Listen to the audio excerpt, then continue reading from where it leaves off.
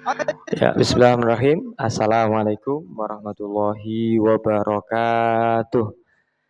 Saudaraku muslimin dan muslimat dimanapun berada. Alhamdulillah. Wassalatu wassalamu ala rasulillah amma ba'da. Pada kesempatan berbahagia ini di hari yang ke-27 bulan suci Ramadan 1446 Hijriah.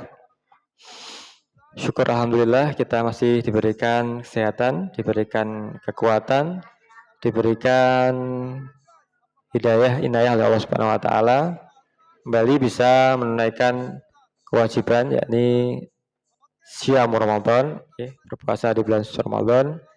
Semoga siam kita di siang harinya dan qiyam kita, salat tarawih kita, salat malam kita ini benar-benar bisa mendatangkan apa yang dijanjikan oleh Allah dan Rasulullah SAW, yakni pengampunan dosa-dosa kita sekalian.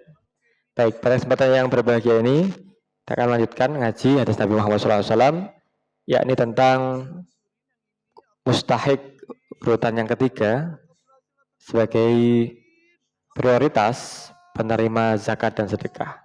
Siapakah urutan yang ketiga dalam Al-Quran? Disebutkan tata urutannya. Yang pertama adalah fakir, yang kedua adalah miskin, yang ketiga inilah yang saat ini sedang banyak dialami oleh saudara-saudara kita muslimin dan muslimat sekalian, yakni gharim atau orang yang terlilit hutang. Nah, apakah kita sekalian yang saat ini berposisi sebagai gharim ini telah sampai pada batasan sehingga kita berhak untuk menerima zakat, infak, dan sedekah? Baiklah, mari kita simak hadis Nabi Muhammad SAW. Bismillahirrahmanirrahim. Ahbarana Yahya ibnu Habib ibnu Arabi an Hamad an Harun ibnu Rin'ab qala hadasani Kinanah ibnu Nu'aim wa ahbarana Ali ibnu Hujr wa lafdu lahu qala hadasana Ismail an Ayyub an Harun an Kinanah ibnu Nu'aim an Qabisah ibnu Makharik qala tahammaltu hamalatan fa ataitu Nabi sallallahu alaihi wasallam fa as'altu fiha faqala innal mas'alata la tahillu illa lis-salasatin rajulun tahammalu bihamalatin baina qaumin fasa'ala fiha hatta yu'addiha summa yumsik. Artinya telah mengabarkan kepada kami Yahya bin Habib bin Arabi dari Hamad dari Harun bin Ri'ab, dia berkata telah menceritakan padaku Kinanah bin Nu'aim, demikian juga diriwayatkan dari jalur lain, dan telah mengabarkan kepada kami Ali bin Hujr dari lafaz ini miliknya, dia berkata telah menceritakan kepada kami Ismail dari Ayub dari Harun dari Kinanah bin Nu'aim dari Qabisah bin Muharrik, dia berkata aku merasa terbebani dengan tanggunganku berupa diat atau hutang, membayarkan denda sebab mendamaikan suatu kaum. Lalu aku mendatangi Rasulullah SAW, aku bertanya kepada beliau tentang penyelesaiannya. Beliau menjawab, sesungguhnya permintaan itu tidak halal kecuali atas 3 orang. Permintaan zakat itu tidak halal untuk orang yang terbebani dengan tanggungan, hutang, itu 3 hal. Siapakah? Yaitu pertama, laki-laki yang punya tanggungan bagi kaumnya. Lalu ia meminta-minta hingga ia dapat menyelesaikan tanggungannya. Setelah itu ia berhenti untuk meminta-minta. Baik, apa yang bisa kita petik hikmah dari hadis ini? Pertama, adakah di antara kita yang sepenuhnya terbebas dari tanggungan hutang? Benar, ada ya, jumlahnya sedikit ya, meskipun sedikit menurut pengamatan saya pribadi ya. Yang kedua, lantas siapakah yang dimaksud gharim atau orang-orang yang terlilit hutang itu? Benar, Ada 3 kategori orang terlilit hutang menurut para ulama. Yang pertama, orang yang berhutang, baik itu online, pinjaman online ataupun offline, di koperasi, di bank, di perorangan, bukan untuk kebutuhan maksiat, bukan untuk keperluan maksiat. Hutangnya telah jatuh tempo pada saat bagian zakat dan sedekah, dan ia kesulitan dalam membayar hutangnya tersebut. Jadi orang-orang yang kesulitan membayar hutang pada pihak lain, operasi kepada bank, tidak perorangan, kemudian sudah jatuh tempo, kemudian dia kesulitan untuk membayarnya, maka ini termasuk kategori gharim. Dan ini banyak di sekitar kita. Perlu ini menjadi catatan para amil panitia zakat, siapa saja yang gharim. Jangan-jangan termasuk keluarga kita, jangan-jangan termasuk tetangga depan rumah kita, jangan-jangan termasuk orang-orang yang ada di sekeliling kita. Maka saudara sekalian, ini menjadi prioritas ketiga setelah fakir, setelah miskin, dan yang ketiga adalah gharim. Banyak kejadian kasus orang-orang yang gharim ini kemudian berakhir pada kematian. Entah itu bunuh diri, entah itu terjadi pembunuhan karena ditagih hutang oleh debt collector yang sangar-sangar ataupun dan lain sebagainya. Banyak kejadian, berita sudah memberitakan pada kita, media massa baik itu cetak ataupun elektronika mengabarkan betapa gharim ini potensinya ini sangat dekat dengan putus asa, sangat dekat dengan sesuatu yang sangat fatal, yakni mengakhiri kehidupan mereka.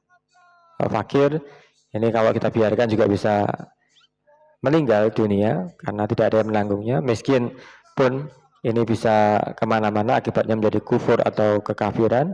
Dan gharim ini sama, sangat fatal akibat dari gharim ini, baik itu pinjaman online yang sering akhir-akhir ini ataupun offline di koperasi, di bank ataupun di perorangan, ini sangat berpotensi untuk membuat orang kemudian menempuh jalan yang tidak baik, mengakhiri hidupnya. Naudzubillah, summa naudzubillah. Yang ketiga, orang yang berhutang, yang pertama tadi bukan untuk kebutuhan maksiat, sudah jatuh tempo pada saat zakat dibagikan. Yang kedua, siapakah orang yang gharim itu? Adalah orang yang berhutang untuk islah zatul bain, yakni mendamaikan perselisihan. Seperti hadis di atas, yang dimaksud orang yang menanggung hutang dengan tujuan mendamaikan, karena kejadian di atas ini konteksnya adalah terjadinya satu pembunuhan atas suatu kaum, tidak diketahui siapa yang membunuhnya, kemudian didakwakan pada lawan atau kaum yang lain yang ada kecenderungan ini dituduh sebagai pembunuh dari anggota bagian dari kaum A, kemudian kaum B dituduh, maka supaya tidak terjadi perang, islah zatul bain, ini kemudian dibayarkan diat, ini pembunuhan yang disengaja, ini diatnya adalah 100 ekor unta. Nah, 100 ekor unta itu 1 miliar mungkin sekarang ini harganya. Nah, ketika dia berani menanggung itu, maka islah zatul bain ini berhak untuk mendapatkan zakat dan sedekah untuk meringankan bebannya karena dia telah berbuat baik mendamaikan dua kaum yang akan berperang. Yang ketiga, siapakah gharim ini? Orang yang berhutang karena menjamin utang orang lain. Sedangkan orang yang ia jamin sama-sama kesulitan dan tidak mampu membayar hutang tersebut. Jadi kadang-kadang kita menggunakan nama orang lain yang dipercaya untuk kemudian meminjami untuk kebutuhan kita. Nah, berhutang untuk kebutuhan orang lain. Jadi hanya sebagai jalan saja.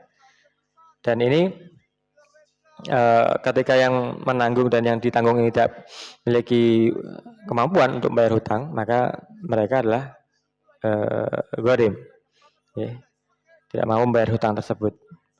Maka ini boleh mendapatkan bagian daripada zakat dan sedekah.